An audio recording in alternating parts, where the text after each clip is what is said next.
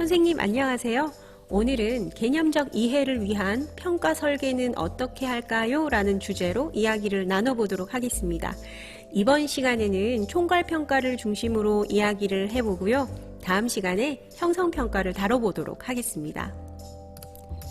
IB 교육에서 평가는 영어로 뭐라고 할까요? 우리가 흔히 평가를 영어로 나타낼 때 evaluation 또는 assessment라는 용어를 떠올리기 쉬운데요. IB 교육에서는 assessment라는 용어를 주로 사용합니다. evaluation은 grading에 좀 느낌이 강해서 거의 사용을 하지 않는다고 해요. 실제로 IB 문서를 보면 평가는 모두 assessment로 표현이 되어 있습니다.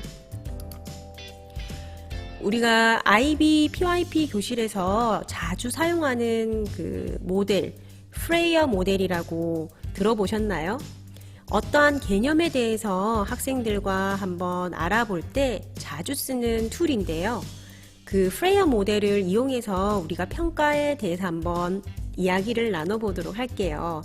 우선 이 개념어인 평가를 가장 중심에 두었을 때 이 프레이어 모델에서는 먼저 평가에 대한 정의가 무엇인지, 평가가 무엇을 나타내는지 이야기를 해볼 수 있겠죠. IB PYP 문서에서는 평가를 교수 과정에서 학생들의 학습 증거를 모으고 분석하고 반영하고 적용하는 지속적인 과정이다 라고 말을 하고 있어요. 그렇다면 이러한 평가의 특징은 무엇일까요?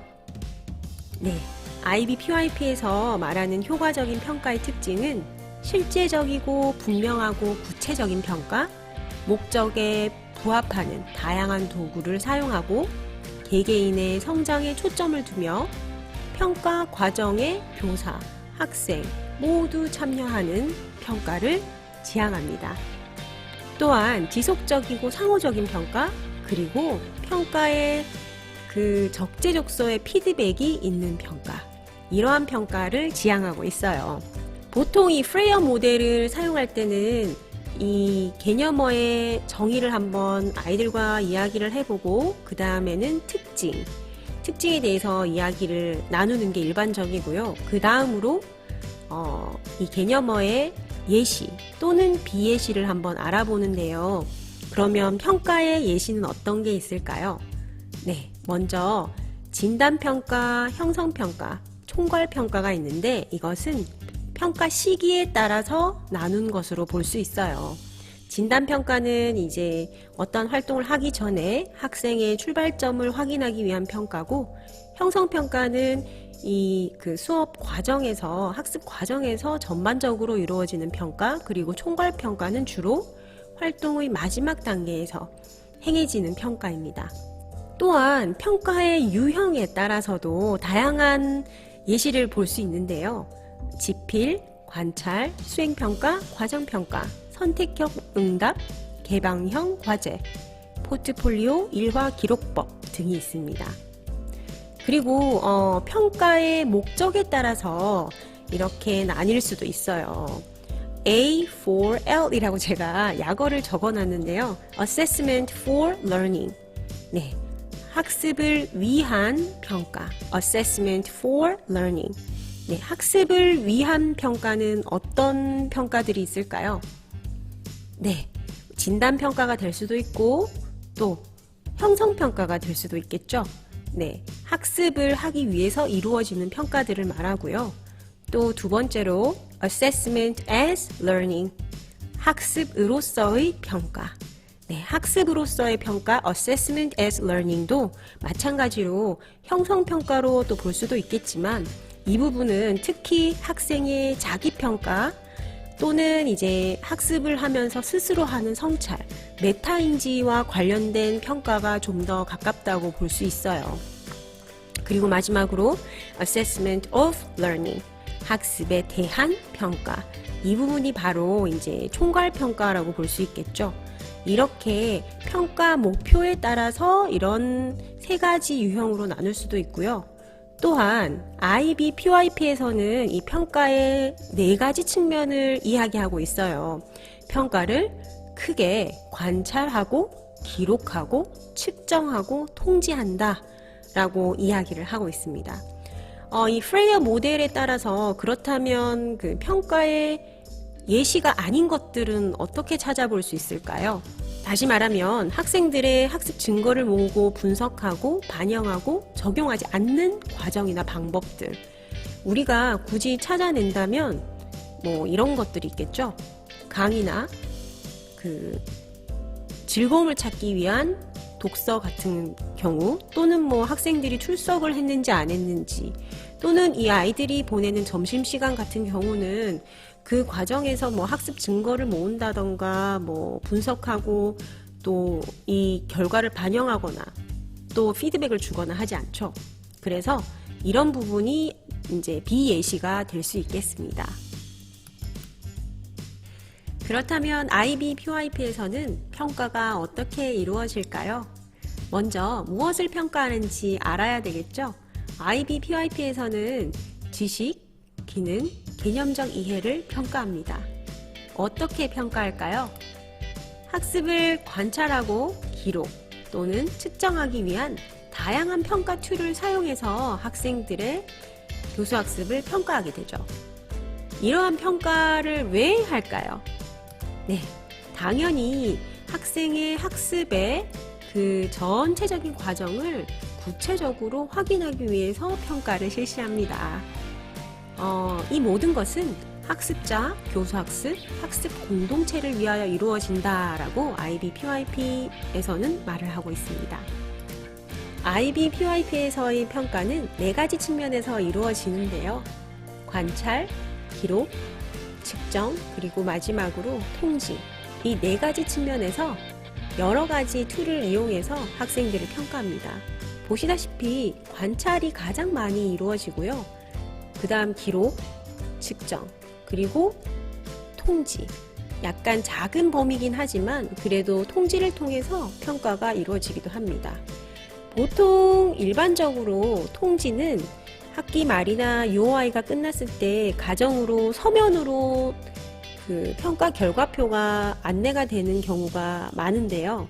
이러한 경우에 학생들은 주로 이제 총괄 평가 결과를 그레이딩을 통해서 예를 들어 뭐 A, B, C라던가 잘함, 보통, 노력을 요함 이런 식으로 자신의 학습 단계가 명확하게 표시된 통지표를 받게 되죠.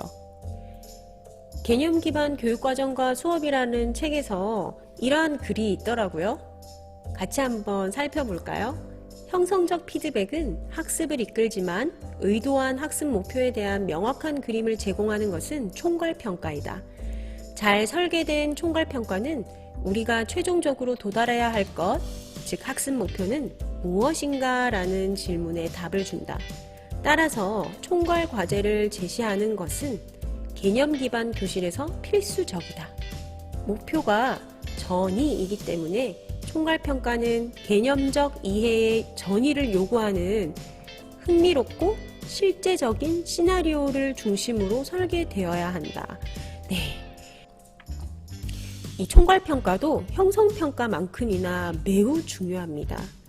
물론 이 학습의 과정에서 형성평가가 주로 많이 이루어지지만 마지막에 학습의 마지막 단계에 총괄평가를 통해서 학생들이 지금 어느 단계에 와 있는지를 좀 더 구체적으로 알 수 있다는 거죠.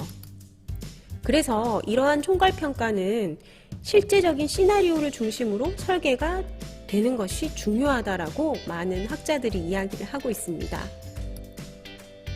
그래서 오늘은 선생님들께 총괄평가에 가장 많이 쓰이는 과제 설계 툴을 2가지 소개시켜 드리려고 해요.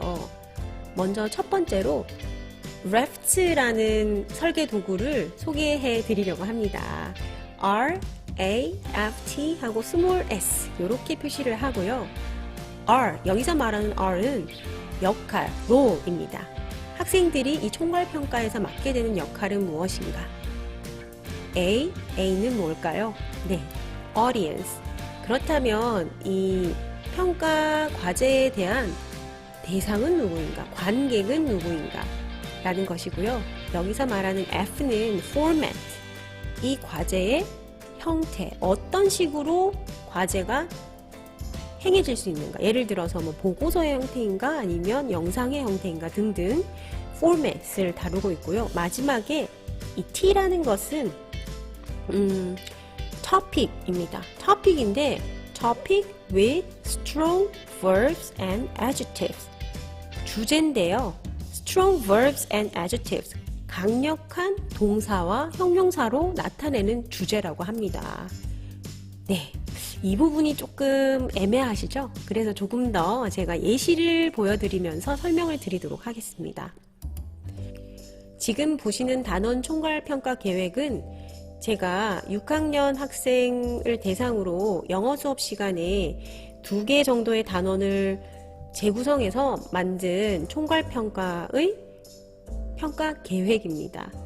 이 밑편을 보시면 무엇을, 왜, 어떻게 이렇게 지금 명시를 해 놓았는데요. 이 부분은 사실 개념 기반 교수 학습안을 작성할 때 항상 염두에 두어야 될 부분입니다. 무엇을 이라는 말은 당연히 그 해당하는 총괄평가의 주제가 될 것이고요. 왜 이 총괄평가를 하는가에 대한 것은 사실은 개념적 이해를 나타냅니다. 그래서 여기 학생들이 어떤 것을 좀 이해할 수 있도록 우리가 이 평가 과제를 설계했냐라는 것을 나타내 주고 있고요. 마지막 어떻게라는 부분은 이제 이 총괄평가를 학생들이 어떻게 실행을 할 건지를 자세하게 설명을 한 부분입니다. 6학년 영어 수업에 보시면 한 단어는 Do you know anything about blah blah 라고 해서 어떤 뭐 전통 문화라던가 어떤 것에 대해서 알고 있냐라고 묻고 답하는 표현을 다루는 단원이 있고요.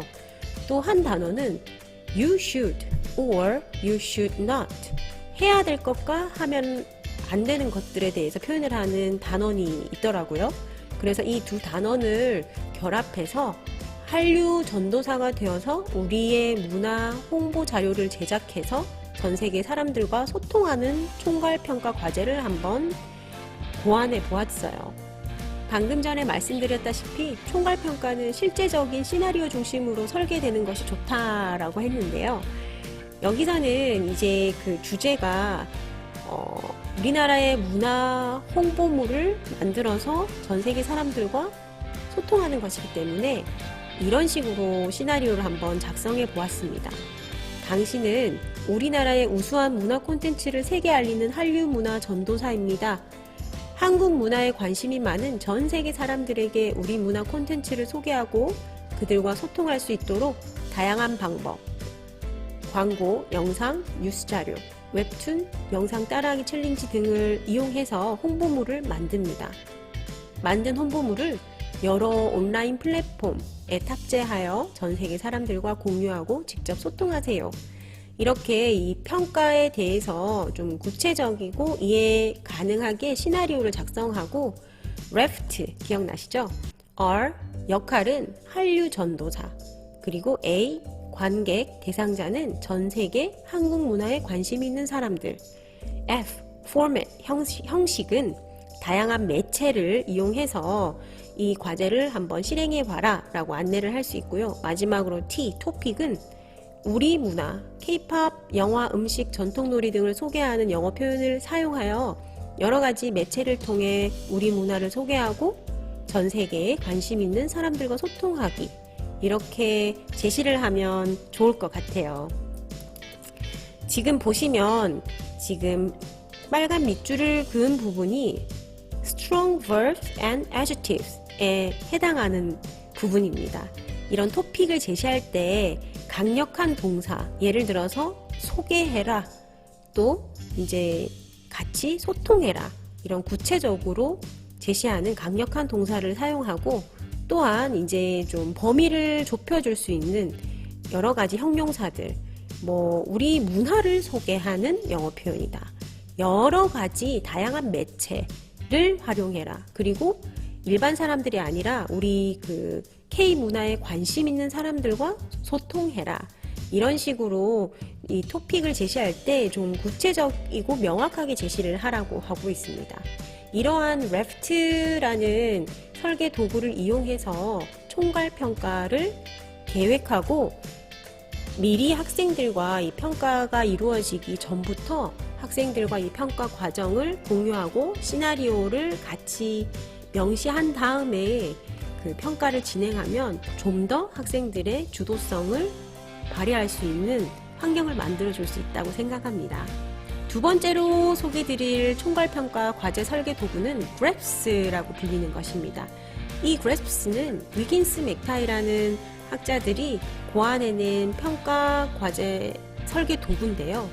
G는 Goal, 평가의 목표는 무엇인지 제시하고, R, Role, 역할은 무엇인지, 학생들이 이 총괄평가에서 맡는 역할이 무엇인지, A, Audience, 이 평가에 대한 관객, 대상은 누구인지, S, Situation, 어떠한 상황에서 이런 평가를 하는지, P, Products, 이 평가 과제에서 이제 나오게 되는 결과물은 무엇인지, 그리고 마지막으로 S, Standards, 그렇다면 어떠한 기준으로 평가가 이루어지는지, 이러한 것들을 학생들과 함께 같이 설계하고 공유해서 총괄평가를 시작하기 전에 충분히 시나리오 형식으로 제시를 하면 좀 더 효과적으로 평가를 실시할 수 있다고 하네요. 예시를 하나 보여드릴게요. 저는 지금 현재 4학년 학생들을 대상으로 영어 수업 시간에 영어 뮤지컬 수업을 하고 있어요. 이 영어 뮤지컬 수업은 한 단원이 사실은 뮤지컬 공연의 한 장면이기 때문에 이 장면을 공부하기 전에 총괄평가 과제를 항상 GRAPS를 활용해서 제시합니다. 여기 보시면 먼저 이제 그 목표를 학생들이 알아듣기 쉽게, 여러분은 영어 뮤지컬의 7번째 장면인 잃어버린 물건이 누구의 것인지 묻고 답하는 장면의 뮤지컬을 해야 합니다 라고 명시를 하고, 역할은 당신은 영어 뮤지컬 배우입니다. 청중은, 대상은 뮤지컬 공연의 관람객, 초등학생과 그들의 가족입니다. 그리고 상황을 이렇게 제시합니다. 당신은 영어 뮤지컬 7번째 장면에 출연하는 배우입니다. 장면을 잘 표현하기 위해서 먼저 주요 대사를 잘 이해하고 말할 수 있어야 합니다. 그리고 더 멋진 장면을 표현하기 위하여 여러분이 구체적인 장면을 설정한 후 대본을 직접 완성하고 대본 읽기 연습을 합니다. 그런 다음 7번째 장면의 공연 발표를 해야 합니다. 주요 대사 예시도 이렇게 미리 학생들과 공유를 함으로써 학생들이 지금 우리가 해야 되는 평가 과제가 이러한 상황에서 이루어지는구나 라는 것을 명확하게 알 수 있도록 구체적으로 제시합니다. 그러면 이 결과물, 프로덕트는 뭐가 될까요? 당연히 학생들이 이러한 뮤지컬 장면을 만들어내기 위해서 대본을 쓴 것들, 또 대본을 읽고 또 이제 그 장면을 연습하면서 발표하는 것들, 이런 것들이 이런 총괄평가의 결과물로 나타나는 것이죠. 마지막으로 스탠더드, 이 평가 기준을 보시면 사실은 이제 평가 기준이라고 제시하면 학생들이 사실은 와닿기가 좀 어려운 면이 없잖아 있잖아요. 그래서 우리가 꼭 해내야 할 것들이라고 학생들에게 저는 제시를 했어요. 그래서 이러한 장면을 연출을 하려면 먼저 그 주요 표현을 듣고 영어로 그게 무슨 뜻인지 알아야 하고, 또 물건의 주인이 맞는지 묻고 답하는 여러 가지 영어 표현을 말할 수 있어야 되고, 또 이제 이런 표현을 읽고 대본의 문장을 이해할 수 있어야 되고, 물건의 주인인지 묻고 답하는 장면의 대본을 또 쓸 수 있어야 된다. 마지막으로 이러한 장면을 발표를 할 수 있어야 된다. 이런 표현을 말을 함으로써 이렇게 구체적으로 이러한 우리 총괄평가를 해내기 위해서는 우리가 요러요러한 기준들을 꼭 통과해야 된다라고 명시적으로 제시를 하고 있습니다. 오늘은 개념적 이해를 위한 평가 설계는 어떻게 할까요? 라는 주제로 총괄평가에 가장 많이 쓰이는 두 가지 설계 툴, 첫 번째는 refs, 그리고 두 번째는 graphs. 이 두 가지를 어떻게 제시하는지에 대해서 예시를 통해 선생님과 이야기를 나누어 보았습니다. 개념 기반 탐구 수업을 준비하실 때 총괄평가를 설계하시는데 조금이나마 도움이 되셨으면 합니다. 이상으로 수석교사 방정선이었습니다. 감사합니다.